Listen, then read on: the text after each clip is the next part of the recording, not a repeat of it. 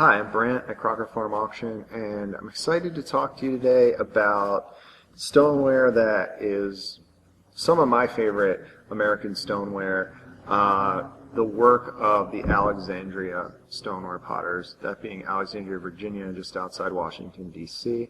When I was growing up, my parents collected Alexandria stoneware, so this was the stuff that I really got to know best other than Baltimore stoneware when I was growing up. And this piece is a great example of what this potter, Benedict C. Milburn, could do. And it is a particularly fine example of his work in terms of form and decoration. If you're a collector of B.C. Milburn stoneware or Alexandria stoneware in general, this is pretty much as good as it gets. B.C. Milburn had been a potter. He was a stoneware potter. Sometimes you see pieces stamped with merchant names, things like that. And indeed, he had been a potter for a merchant by the name of Hugh Charles Smith in Alexandria, and then took this pottery over in the early 1840s and ran it into the 1860s. The pottery that he owned is one we typically refer to today as the Wilkes Street pottery, it being on Wilkes Street in Alexandria. But, you know, the Alexandria potters, what they were doing was making a really nice version of Baltimore stoneware. So Baltimore stoneware is kind of its own style. It was the dominant style in the region. And so the Alexandria potters sort of copied that in form and particularly in decoration.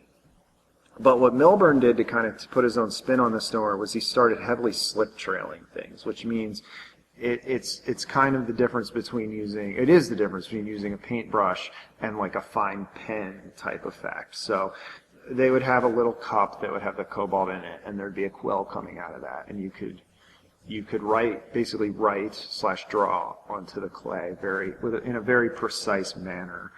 And he took this to the nth degree. You see some really amazing pieces that he made using that technique, this being one of the best. So you have this fantastic design on the front with these chain links.